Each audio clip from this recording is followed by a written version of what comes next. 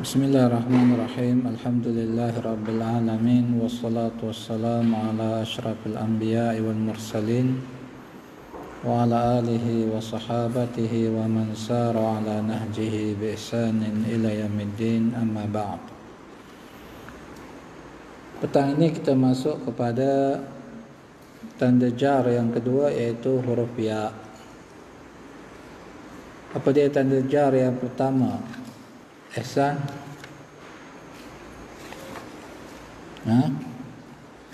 Tanda jar yang pertama apa dia?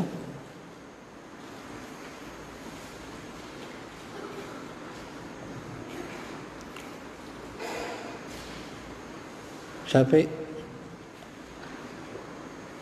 Tak dapat lagi. Abdul Rahman? Tak dapat lagi. Kena kuat murajaah ya. Tanda jar yang pertama adalah kasrah. Ini kita masuk pada tanda jar yang kedua, iaitu huruf ya. Qala al-muallif, anda telah mengetahui bahawa huruf ya menjadi alamat nasbun bagi muthanna dan jam'ul mudzakkar salim.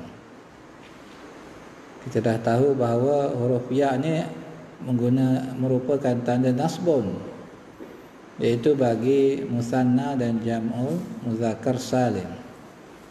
Di dalam bab jar, huruf ya menjadi alamat jar bagi tiga jenis kalimah, iaitu al-asma'ul khamsah, muthanna dan jam'ul mudzakkar salim.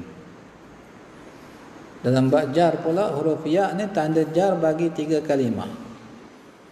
Yang dua yang disebutkan sebelum ini, iaitu muthanna dan jam'ul mudzakkar salim, dan tambah satu lagi al-asma'ul khamsah. Anta ya fahim al-asma'ul khamsah kalau marfu', apa tanda rafu' dia?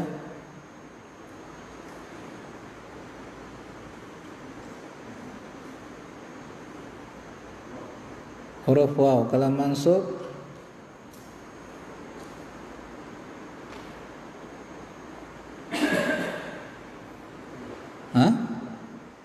mansub ya.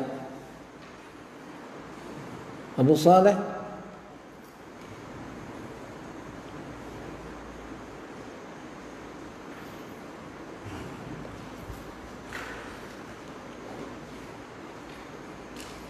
Lambatlah kita nak pandai ni. Kalau yang sebelum ni tak dapat, lambat nak pandai nanti. Dia kena dapat yang sebelum ni baru boleh kita cepat menguasai bahasa Arab. Kalau yang sebelum ni pun kita masih sangkut-sangkut lagi, lambat nak pandai. Hantar Abu Abdullah Thani. Marfu', tanda rafu' dia waw. Mansub, tanda nasbun dia alif. Dan di sini kita belajar kalau dia majrur, tanda jar dia adalah huruf ya. Kata dia yang pertama, al-asma'ul khamsah. Semua kena ingat semula apa makna al-asma'ul khamsah. Syarul dapat tak? Apa itu al-asma'ul khamsah? Tak dapat? Kena ulang semula baca ya. Anda telah mengetahui bahawa al-asma'ul khamsah menggunakan huruf waw sebagai alamat raf'un dan huruf alif sebagai alamat nasbun. Apabila ia berada pada kedudukan jar, ia menggunakan huruf ya sebagai alamatnya. Contohnya apa? Kita kata sallim ala abika, berilah salam kepada ayah kamu. Kita kata sallim ala abika. Kita tak kata sallim ala abuka ya? Kita kata sallim ala abika ya? Kita pakai ya. Kemudian contoh yang kedua, nahnu kun muhibban lidzil ilmi. Jadilah orang yang kasihkan kepada orang yang mempunyai ilmu pengetahuan. Mana syahidnya di sini? Syahidnya adalah kalimah zi. Kita tahu zi merupakan salah satu daripada al-asma'ul khamsah. Ya. Jadi bila dia majrur, kenapa dia majrur di sini? Kenapa dia majrur di sini? Man yujib. Kerana dimasuki oleh huruf jar. Huruf jar di sini apa dia? Lam. Kalau atas huruf jar dia ala. Di sini bawah dia huruf jar dia adalah huruf lam. Kalimah abi dan juga zi merupakan di antara al-asma'ul khamsah yang berada pada kedudukan jar, kerana kedua-duanya terletak selepas huruf jar iaitu ala. Pada contoh yang pertama dan lam pada contoh yang kedua. Kalimah alamat jarun bagi kedua-duanya adalah huruf ya. Ya. Jadi penting bagi antum ingat semula. Bila masa kalimah itu menjadi majrur. Siapa boleh sebutkan semula? Kalimah di dalam bahasa Arab ismun dia menjadi majrur bila? Tafadhal. Dimasuki oleh huruf jar. Yang kedua, menjadi mudhafun ilaih. Yang ini tak boleh lupa. Kalau lupa yang ni, sampai bila kita tak akan dapat ilmu nahwu. Seperti kita belajar, bila kalimah itu dia menjadi marfu' dan bila kalimah menjadi mansub, begitu juga di sini kita kena tahu bila kalimah itu dia dikira sebagai majrur. Nanti akan masuk bab khusus yang berkaitan dengan masalah ini. Kalimah-kalimah yang kita belajar ni ismu mufrad, jam'u muzakkar salim, musanna, jam'u taksir dan semuanya, bila masa ianya menjadi marfu', bila masa ianya menjadi mansub dan bila masa ianya menjadi majrur. Ini akan diceritakan dalam bab khusus. Ana minta sekali lagi, antum semua benda yang telah belajar ni kena ingat betul-betul dan kena faham betul-betul. Kalau kita tak faham, tanya kawan kita. Jangan kita duduk sama kita berbual kosong, ketawa ha tak mahu macam tu. Tanya kawan kita, duduk dengan kawan kita tanya, ana tak faham ni apa maksud mansub, apa yang dimaksudkan dengan majrur. Tanya kawan kita yang dah faham. Itu cara orang belajar. Tapi kalau masa kosong berbual perkara-perkara yang tak berfaedah, kita tak akan meningkat dalam belajar. Ingat ya, kena rajin. Kita datang sini untuk belajar, bukan untuk berseronok. Kerahkan tenaga kita, usaha kita untuk belajar. Ya. Kemudian kata dia, yang keduanya musanna. Ingat dah apa itu musanna? Anta ya Ihsan, musanna tahu dah apa? Tahu dah? Apa makna musanna?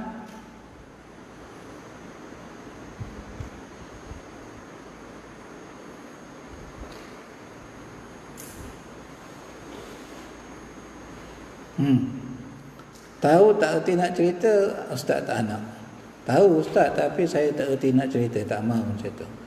Kita semua dah beri definisi pengertian kalimah-kalimah ni. Ya. Jadi kena hafal. Kalau kita tak pandai nak terangkan, mula-mula kita kena hafal dahulu. Musanna itu adalah apa?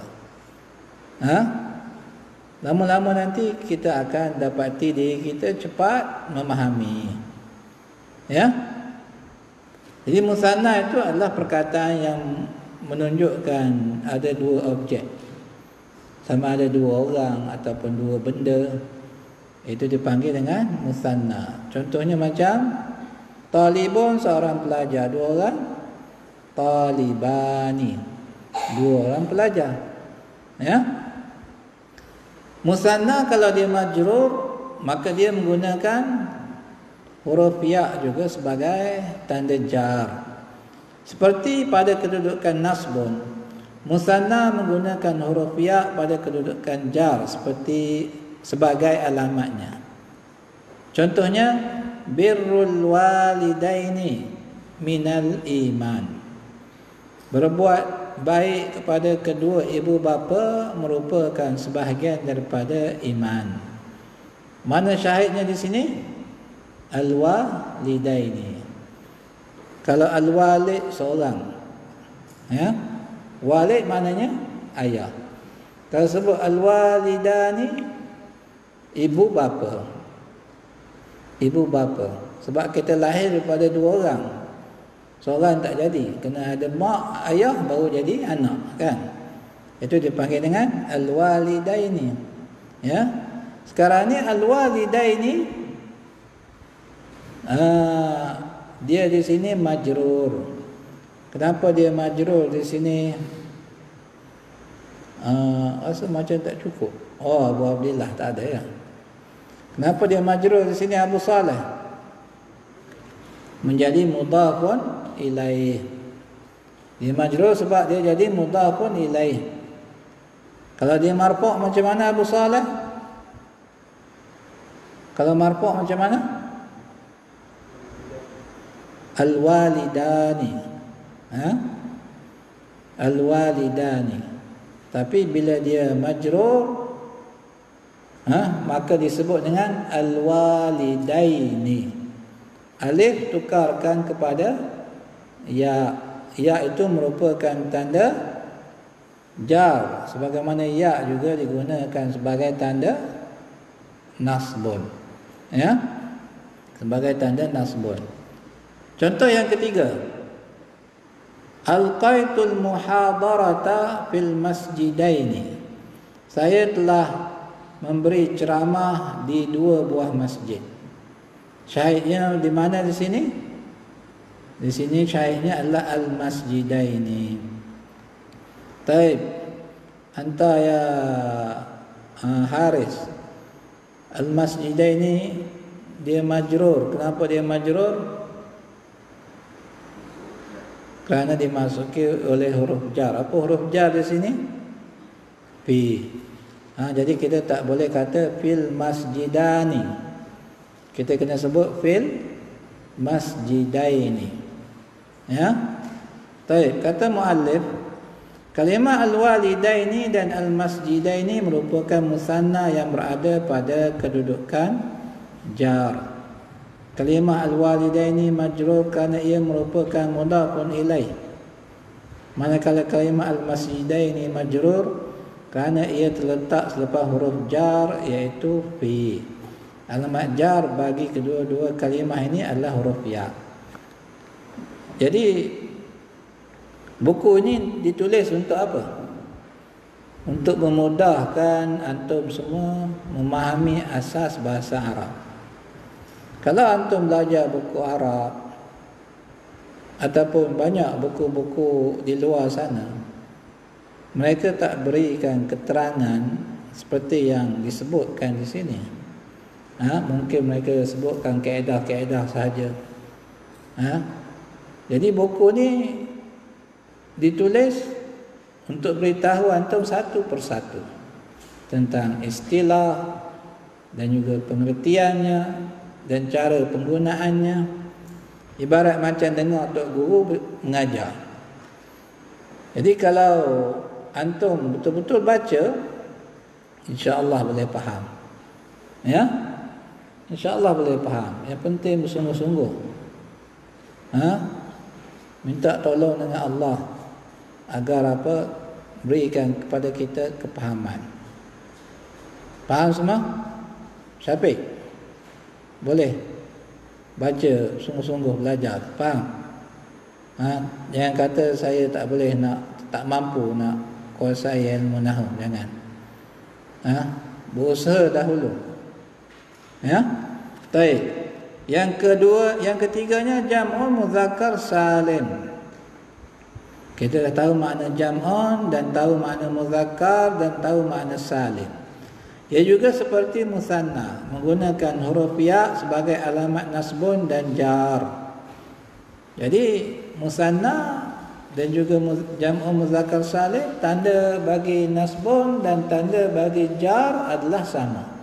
Ya, mudah untuk kita ingatkan. Contohnya apa dia? Radiyallahu 'anil mu'minin wa sakhita 'alal kafirin. Allah meredai orang-orang yang beriman dan murka kepada orang-orang yang kafir. Mana syahidnya di sini? Iaitu kalimah mukminin jam'un bagi mukmin dan kafirin jam'un bagi kafir. Ya. Kedua-duanya majrur kerana dimasuki oleh huruf jar, iaitu an pada kalimah mukminin dan ala pada kalimah kafirin. Contoh yang seterusnya, kun ma'asyakirin. Hendaklah kamu bersama dengan orang-orang yang bersyukur. Artinya jadi sebahagian daripada orang-orang yang bersyukur. Taib, anta ya Aba Uwais. Abu ni, fahim.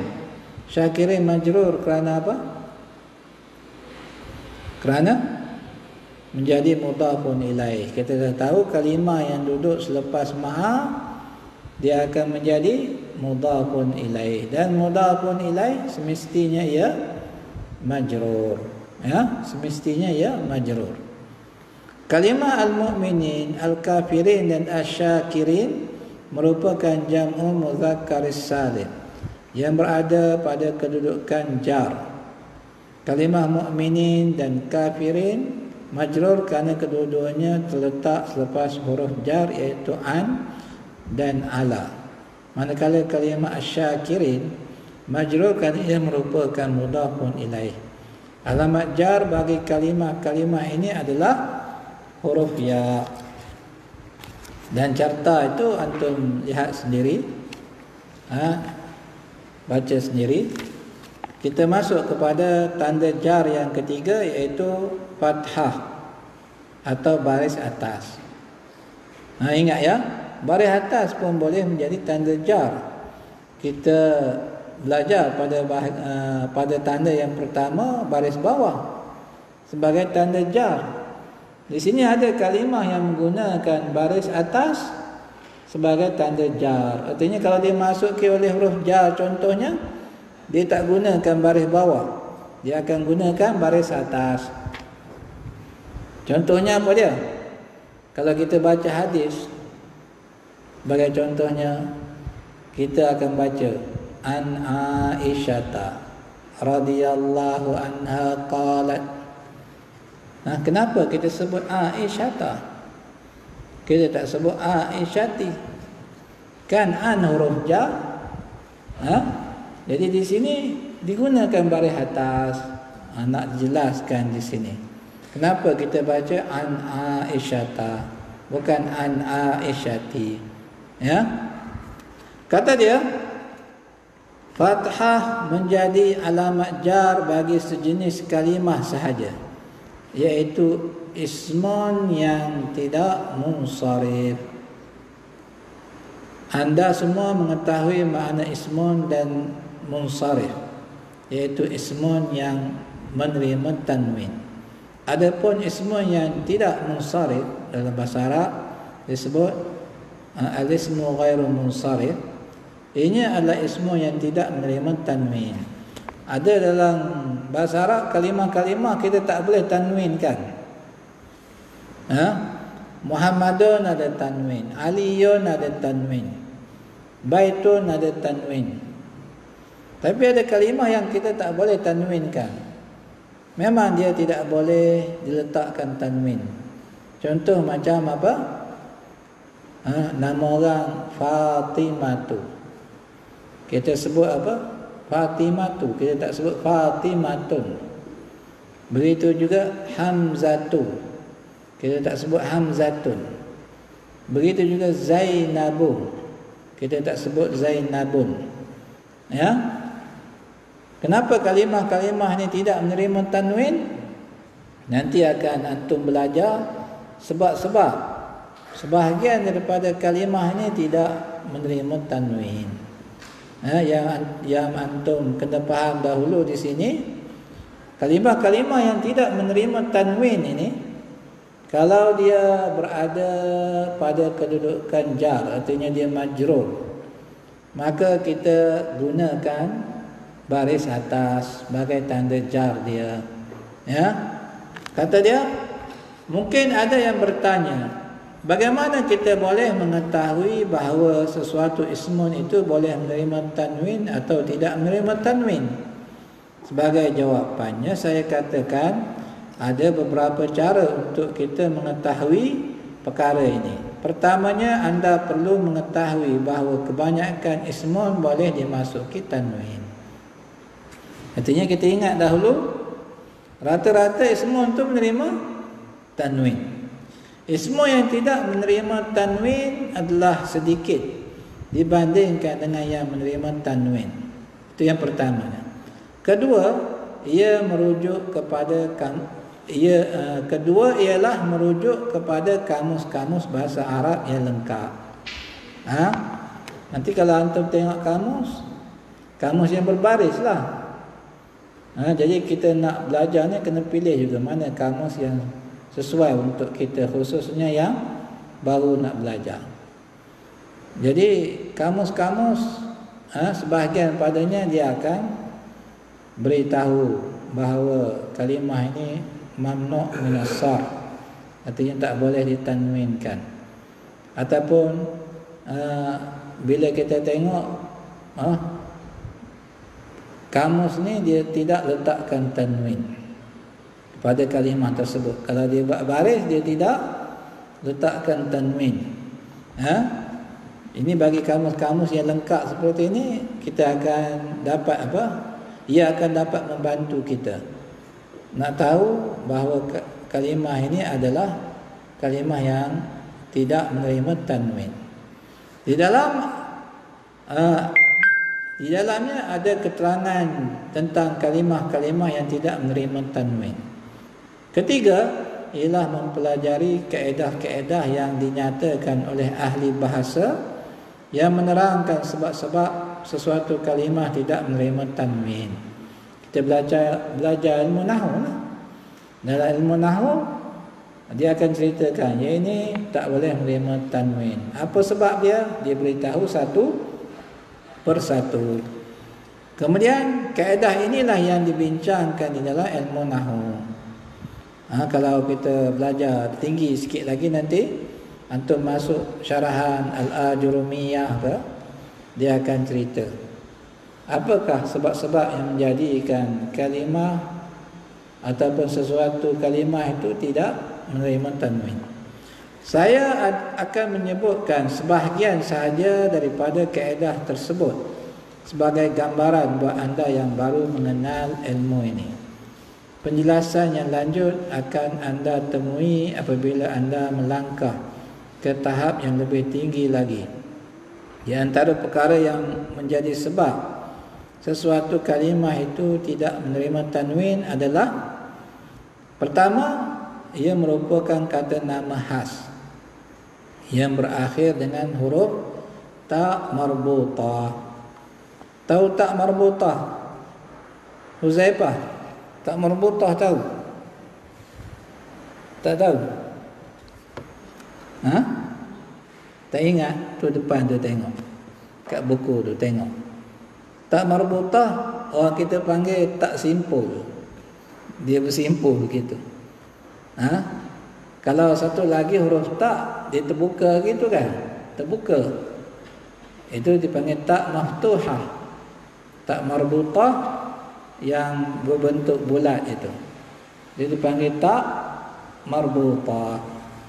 Kalaulah kata nama itu dia merujuk kepada nama khas. Tahu semua nama khas? Nama khas tu macam nama orang, nama negeri, nama bandar, itu nama khas lah. Ya. Kalau kata nama itu adalah nama khas, kemudian huruf akhir dia adalah tak marbutah, maka ia tidak menerima tanwin. Contohnya apa? Fatimah tu. Fatimah nama orang perempuan, itu nama khas lah. Kemudian Aisyah tu, Hamzah tu, dan juga Zainabu. Zaman saya belajar dulu, saya sebut Zainabun. Tak ada guru yang membetulkan. Ya, dah kita tengok Zainabun lah. Ingat kan ada tanwin kan. Jadi tak ada guru yang membetulkannya. Sampai kita dah belajar tinggi baru kita tahu. Sebenarnya tak boleh sebut Zainabun, kena sebut Zainabu. Sebab dia kata nama khas. Tapi dia tak ada tak merbutah di sini. Dia ada sebab lain yang menjadikan dia juga tidak menerima tanwin. Nanti antum akan belajar. Nanti antum akan belajar. Yang kita nak ceritakan di sini, kalaulah kata nama khas itu berakhir dengan huruf ta, maka dia adalah kalimah yang tidak menerima tanwin. Contoh nama tempat apa dia? Makkatu. Mekah tu. Bahasa Arab dia Makkatu. Kita tak sebut Makkatun. Kita sebut Makkatu bahasa Arabnya. Ya, itu bagi nama tempat. Ya. Ini yang pertamanya.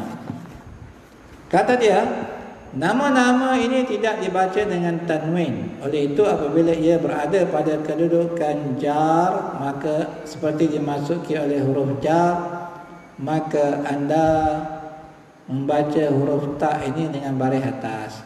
Contohnya an Fatimata, ma'a Aisyata, an Hamzata, zahabtu ila baiti Usamata. Ya, contohnya. Kita tak kata ti. Semuanya kita baca dengan baris atas. Faham? Baris atas inilah merupakan tanda jarnya. Kalau orang tanya, ni majrur apa tanda jar dia? Tanda jar dia baris atas. Kenapa dia gunakan baris atas? Kerana dia kata nama yang tidak menerima tanwin. Jadi dia pakai baris atas sebagai tanda jar. Yang keduanya, kata nama khas bagi nama-nama bukan Arab. Contohnya Idrisu, Yaqubu, Ibrahimu. Ini nama bukan Arab. Nama Arab sahaja yang ditanwinkan. Contoh Muhammadun, itu nama Arab. Mahmudun, nama Arab. Salihun, nama Arab. Tak kira lah yang pakai nama itu bukan orang Arab pun. Perkataan itu ianya adalah berasal daripada perkataan Arab. Ya. Kalau orang Arab pakai nama bukan Arab pun, dia tetap tak menerima tanwin. Contoh macam Ibrahim, Ismail, Yaqub, Idris, nama-nama para anbiya ni. Mereka ni bukan di kalangan orang Arab. Betul? Betul lah. Betul. Baik. Nama nabi yang berasal dari perkataan Arab sedikit saja. Nabi Muhammad, Nabi Saleh. Itu merupakan apa? Nama-nama nabi yang sebahagian pada perkataan Arab. Syuaib. Ya. Jadi sekarang ini yang perlu kita ingat bahawa kalau nama itu nama bukan Arab, Nabi Ibrahim bukan orang Arab, Nabi Ismail pun bukan orang Arab, Nabi Yaqub bukan orang Arab. Jadi hendaklah kita gunakan baris atas sebagai tanda jar. Betul kita tengok apa? Tengok dalam Quran kita baca nama-nama ini tidak ditanwinkan. Wa idh qala Ibrahimu. Allah kata apa? Wa idh qala Ibrahimu, bukan Ibrahimun. Ibrahimu. Jadi bila nama ini bukan nama Arab, maka dia tidak menerima tanwin. Dan kalau dia majrur, dia pakai apa? Dia pakai baris atas sebagai tanda jar. Contohnya, saya pergi ke rumah Ibrahim. Kita kata zahabtu ila baiti Ibrahima.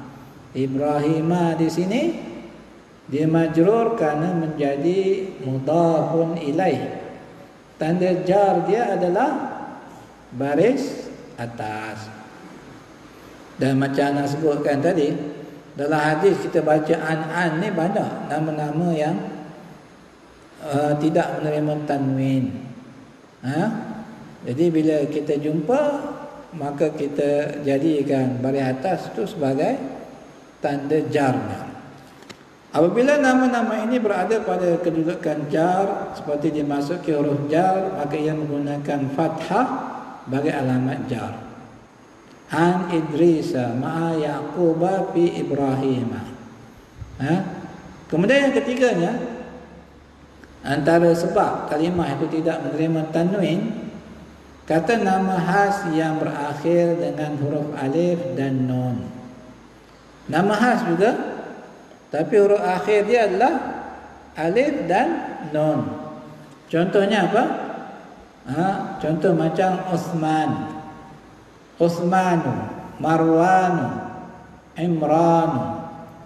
Ini kata nama orang, huruf akhir dia alif dan nun, selepas 3 huruf ni tadi.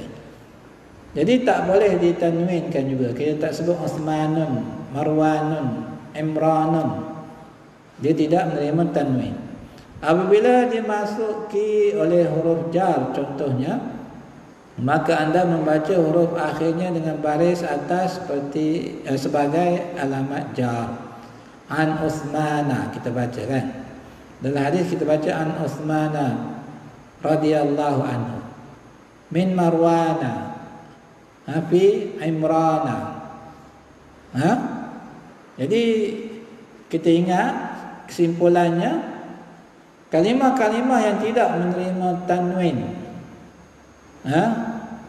sama ada kata nama khas bagi orang ataupun nama tempat dan sebagainya, maka ia menggunakan baris atas sebagai tanda jar. Baik, kita habiskan sedikit lagi sebelum kita berhenti. Ulang kaji. Yang pertama, jarun adalah satu bentuk perubahan yang berlaku pada hujung perkataan. Tandanya yang asal adalah baris bawah. Ini tanda asal. Perkara-perkara yang menggunakan baris bawah sebagai alamat jar adalah huruf perkara-perkara yang menggantikan perkara-perkara yang menggantikan baris bawah sebagai alamat jar adalah huruf ya dan baris atas. Jadi tanda jar itu tanda asal dia adalah baris bawah. Tapi ada kalimah tak guna baris bawah, digunakan tanda yang lain, iaitu huruf ya ataupun baris atas. Huruf jar adalah perkara yang menjadikan kalimah yang berada selepasnya berada pada kedudukan jar. Majrur artinya kalimah yang berada pada kedudukan jar. Benda inilah yang biasa orang pening bila mula-mula belajar ilmu nahwu. Ada jar, ada majrur. Jadi dia pening, apa benda jar, majrur, nasab, mansub semua. Jadi antum kena ulang banyak kali. Kalau baru nak belajar, kena ulang banyak kali, baru boleh antum faham. Belajar nahwu ni tak boleh pandai habis satu kitab nak pandai dah, tidak. Kita kena apa? Kena banyak belajar. Habis satu kitab, buka kitab lain. Habis satu kitab, buka kitab lain. Baru kita nampak apakah sebenarnya ilmu nahwu. Kemudian Alamat atau tanda jar ada 3, iaitu kasrah, huruf ya dan fathah. Kalimah-kalimah yang menggunakan kasrah sebagai alamat jar ada 3, iaitu ismu mufrad munsharif, jam'u taksir munsharif dan jam'u muannas salim. Kemudian yang keenamnya, kalimah-kalimah yang menggunakan huruf ya sebagai alamat jar ada 3 juga, iaitu al-asma'ul khamsah, musanna dan jam'u muzakkar salim. Kemudian yang ketujuhnya, kalimah yang menggunakan fathah sebagai alamat jar ialah ismu yang tidak munsharif, artinya tak menerima tanwin. Ismu yang munsharif artinya ismu yang menerima tanwin. Tanwin maknanya apa? Ihsan, apa makna tanwin? Baris 2. Lawannya adalah ismu yang tidak munsharif, iaitu ismu yang tidak menerima tanwin. Jadi insya-Allah pada bahagian yang seterusnya, fasa yang seterusnya, kita akan masuk kepada jenis i'rab yang keempat, iaitu jazmun. Dan apakah tanda-tanda jazmun? Carta tu, kalau ada kesalahan antum beritahu pada anak. Kalau ada apa-apa kesalahan dalam buku ni, minta beritahu kepada anak. Kadang-kadang tu terlepas pandang. Jadi insya-Allah kita sambung bagi bab yang berkaitan dengan jazmun pada minggu yang akan datang. Subhanakallahumma wa bihamdika, asyhadu an la ilaha illa anta, astaghfiruka wa atubu ilaik.